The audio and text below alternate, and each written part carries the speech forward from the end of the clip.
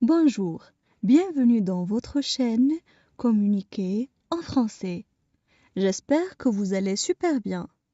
Bienvenue dans cette nouvelle vidéo. Notre sujet d'aujourd'hui est l'intimidation. N'hésitez pas à vous abonner à notre chaîne et activer le bouton cloche et partager la vidéo avec vos amis.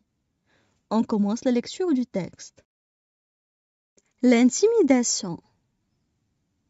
L'intimidation peut prendre des formes diverses et se manifester dans différents contextes. Toute personne peut être touchée par l'intimidation, peu importe son genre ou ses caractéristiques personnelles. Elle peut être l'auteur de gestes d'intimidation, le témoin ou la victime. L'intimidation, c'est lorsqu'une personne essaie d'en dominer une autre de façon répétée par des moqueries, des gestes violents ou du rejet. La personne qui intimide agit généralement de façon délibérée dans le but de nuire ou de faire du mal à l'autre. On ne parle pas ici d'une simple dispute entre amis dans la cour d'école, mais d'une relation de pouvoir qui blesse ou écrase l'autre et qui se répète et dure pendant un certain temps. Souvent, l'intimidation a lieu même en présence de témoins. D'ailleurs, plus il y a de témoins, plus l'intimidateur sent qu'il a du pouvoir. L'intimidation peut être physique ou matérielle. Frapper quelqu'un, le faire tomber, le pousser, lui tirer les cheveux, prendre ses objets personnels ou lui faire des attouchements non désirés. C'est la forme d'intimidation la plus facile à observer. Verbal, insulter quelqu'un, le menacer ou l'humilier. Social, alimenter de fausses rumeurs sur quelqu'un. Attaquer sa réputation, l'exclure d'un groupe. Au primaire, cela peut souvent se manifester par le fait qu'un enfant demande aux autres de ne plus jouer avec la victime, par exemple. On passe maintenant à la traduction en arabe. L'intimidation. L'intimidation.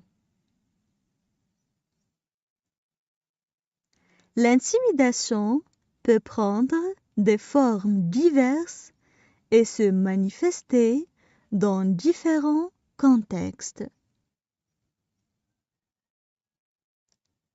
L'intimidation peut prendre des formes diverses et se manifester dans différents contextes. Toute personne peut être touchée par l'intimidation. Toute personne peut être touchée par l'intimidation. Peu importe son genre ou ses caractéristiques personnelles. Peu importe son genre ou ses caractéristiques personnelles. Elle peut être l'auteur de gestes d'intimidation, le témoin ou la victime. Elle peut être l'auteur de gestes d'intimidation, le témoin ou la victime.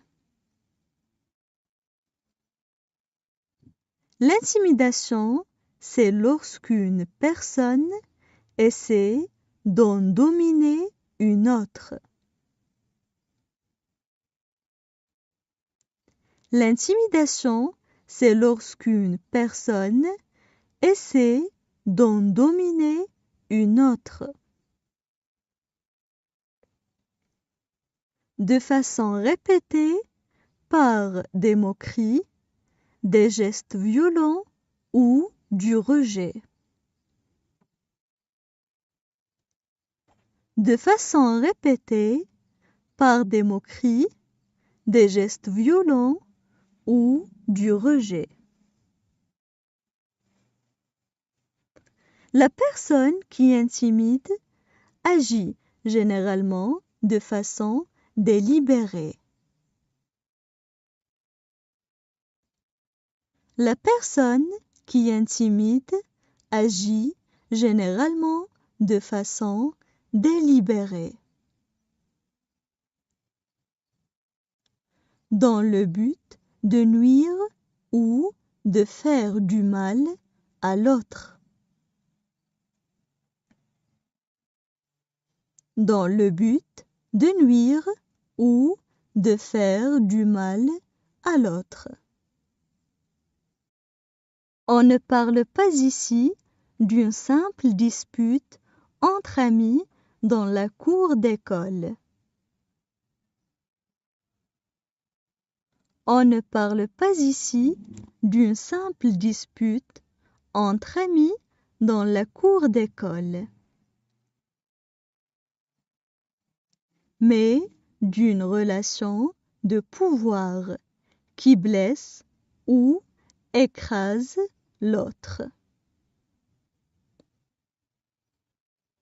Mais d'une relation de pouvoir qui blesse ou écrase l'autre. Et qui se répète et dure pendant un certain temps. Et qui se répète et dure pendant un certain temps. Souvent, l'intimidation a lieu même en présence de témoins. Souvent, l'intimidation a lieu même en présence de témoins. D'ailleurs, plus il y a de témoins, plus l'intimidateur sent qu'il a du pouvoir. D'ailleurs, plus il y a de témoins, plus l'intimidateur sent qu'il a du pouvoir. L'intimidation peut être L'intimidation peut être physique ou matérielle. Frapper quelqu'un, le faire tomber. Physique ou matérielle. Frapper quelqu'un, le faire tomber.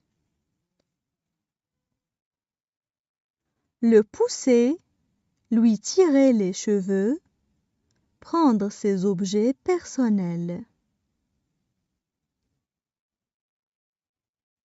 Le pousser, lui tirer les cheveux, prendre ses objets personnels. Ou lui faire des attouchements non désirés.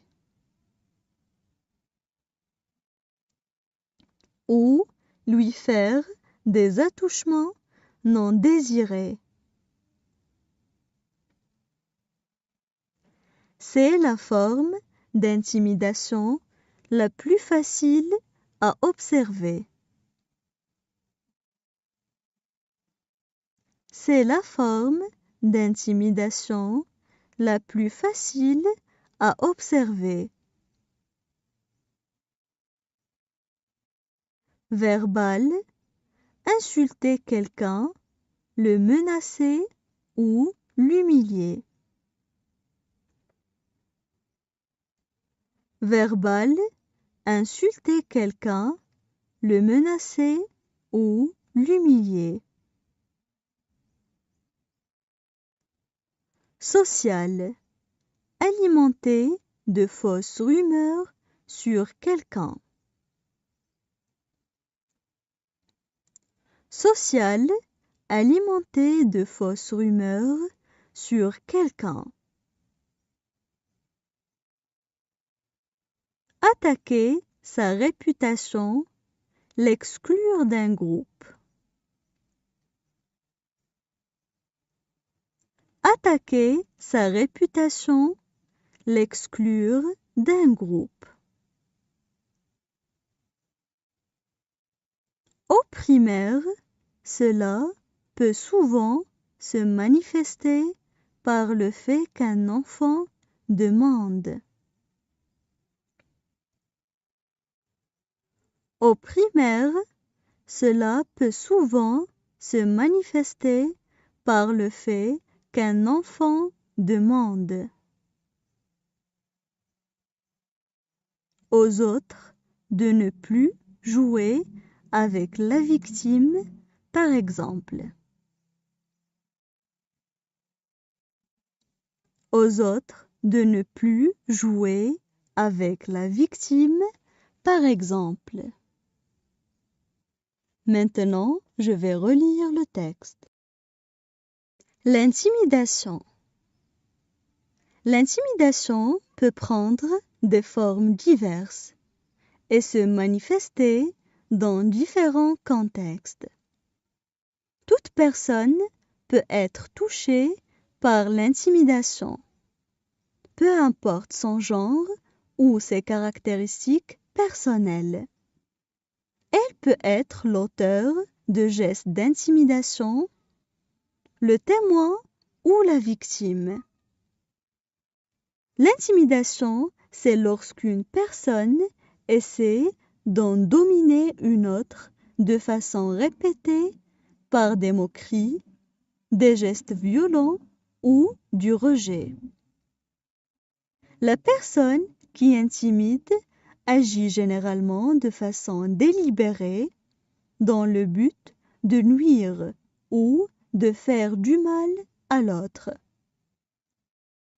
On ne parle pas ici d'une simple dispute entre amis dans la cour d'école, mais d'une relation de pouvoir qui blesse ou écrase l'autre et qui se répète et dure pendant un certain temps.